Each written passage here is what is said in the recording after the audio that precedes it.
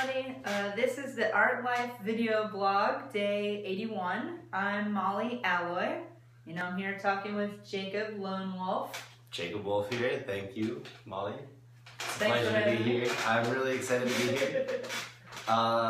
So we got in contact through Jeffrey Howard. Yes, good old Jeffrey Howard. Who's an artist manager here in Portland. I interviewed him, and he's given me the hookup to a lot of really great artists. Nice. So thank you, Jeffrey. Yes. Lots of love to you. So you are a painter? Nope. No. No, I identify as an installation artist. Installation? That's just, deep down my artistic identity is really about installation. Rad. What you see here is mostly paintings, and we can kind of come to how that happened. But actually, this is the first body of paintings or drawings that I've really done. Wow. Yeah. So installation art for me really means what I'm going for when I approach my work is that I'm thinking about the viewer's experience and creating something that's like personal and unique to them in contact with the work. And it's like environmental. So it's kind of happening in that space at that time. And maybe kind of living on in their own ideas. So it's like conceptually rooted rather than as object rooted, if that makes sense.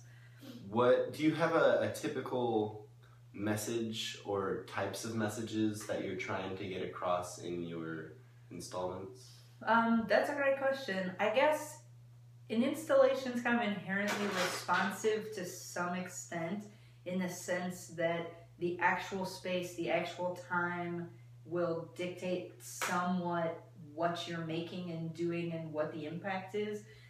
So sometimes I'll go into something because there's an opportunity, and then the work will come as a response to that place and time and whatever, what's on my mind artistically at the time.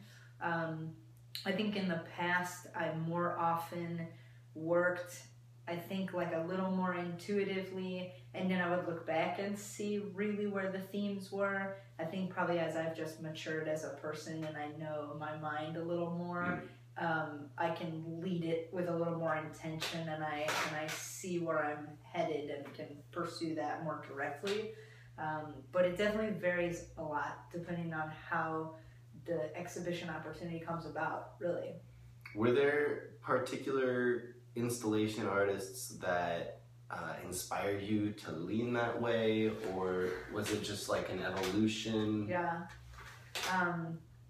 I had a professor, Margot Mensing, in college, and it was sweet because like I had a class of hers that I hated, and at the end of it had learned so much and done work I never expected to do, and developed this relationship with her, which was funny because I didn't like, it was a weaving class and I was like, no thank you. But she managed to infuse in this technique class, such incredible inspiration to me about art making. And I think really it was totally from her that I learned that art making could be less about the objects and more about like truly the conceptual basis and stuff like that. And so at the end of that semester, she told me that I had to take a class with her every semester for the rest of my college career, which I did. Wow. And where did you go to college? I went to Skidmore College in upstate New York. Wow. Yeah, so it's really fine art department, but not exclusively an art school, which suited me to be able to tie in a lot with the theater organization and the music school and stuff like that. But anyway, so kind of from that time forward, I have approached, that's sort of where I got that identity as an installation artist. And if I'm making a drawing, I'm still thinking of it as an installation in the sense of thinking about the space it's going to go into and the scale of it in relation to a human scale and, stuff like that. I've never been great at really keeping tabs on other contemporary artists and keeping track of who's who, but I do get incredibly inspired seeing work. So it's like I consume a lot of different art and then I guess just let it all become like one big mishmash in my mind. So I couldn't really throw out like specific strong influences. But, you know, all the kind of most famous installation artists are, you know, have influenced me just like they've influenced anybody else.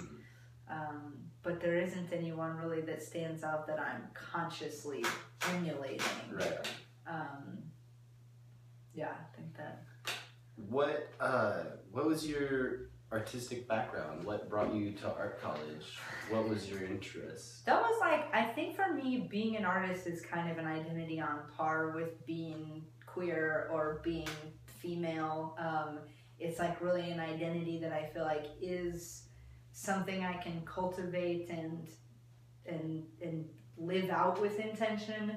But I sort of feel like maybe, you know, it's cheesy, but I was like born an artist. You know, I sort of was like, I think when I was like 3, anybody would have guessed that I would grow up to be an artist. You know, I think it was just kind of always my thing. And I had the great fortune to get a lot of support for that. I went to a high school that was kind of a small, like liberal arts type of high school, which was incredible to get to really nurture my way of thinking, integrating what I was learning into art making at a young age, and then on to be able to go straight away from high school to a really fine university and study art and just like, you know, deepen that sort of identity and, you know, practice and get a lot of feedback and stuff like that. So for sure, for me, there was never a time when I considered being anything else. Although I have done other things to make money, of course, you know. I think most of us have. Right, yeah. But it's almost like, you know, it leads me rather than really the other way around. There was never kind of that revelatory moment. It was just always that way. And did your art lead you to Portland? I guess in a way, probably being an artist and a weirdo, and, you know, it's like growing up in St. Louis just didn't feel simpatico to me, didn't feel totally safe and nurturing and inspiring. And so I had moved away. I had moved back to work at this truly incredible museum called City Museum, where I worked as a welder for a while. And when that job had sort of run its course and I had you know, taken what I could from that place, then it was just like me and a few people were kind of like, okay, we need to go anywhere else. Like, where should we go? Portland was on everybody's list, and so to Portland we came. Yeah, and that was like 7-8 years ago now, and it's been great. You know, for me, it was kind of like moving to the future. Not going into the past. No, and just it's totally been a great fit. What were some of the installations that you've done leading up until this point? Probably like the main sort of suite of installations that I did that got the most, had the broadest impact, and I got to kind of explore it most extensively, was a series of work called Yellow Bike Ride, which was before I moved to Portland and experienced the bike culture that was so, you know, extensive. But I became really interested in bicycles because they're such a charismatic object. I love iconic objects of any kind, you know, whether it's like a thermos or an umbrella or a bike, the kind of object that everyone has some connotation to it and they relate to it in some way that's both everyday and kind of intensely personal at the same time. So bikes stood out to me in that way. As a welder, they're like an easy material to work with. So I created a few installations, one with Shashama in New York City and one at Beverly Gallery in St. Louis, that were basically like these environments in which the bicycles were kind of actively shedding their bicycle essence, their functional essence, and they was sort of like launching. They were actually kind of taking off throughout the space, and there'd be like pedals and stuff sort of scattered around, which for me was trying to express this sense of like shedding your kind of labels, your identifiers, your like function in society, that you would be, you know, whatever the things, you know, your gender and your race and your class and your profession that kind of identifies who you are, and what are you without all those things was kind of the idea, which now looking back was obviously a very pertinent issue for me in my 20s, you know, thinking about like, okay, I grew up, I had all this opportunity given to me. What does that make me? Who am I? You know, but kind of more generally speaking, like, what is it to try to actualize yourself aside from all those things that may never feel like a good match, you know? And those were really fun to create because they were total installations in the sense that the space was completely manipulated and rearranged and filled with objects. And so when viewers came into it, they were like totally submerged in this moment, you know? Wow. Yeah, that and was how long did that take you to super set fun.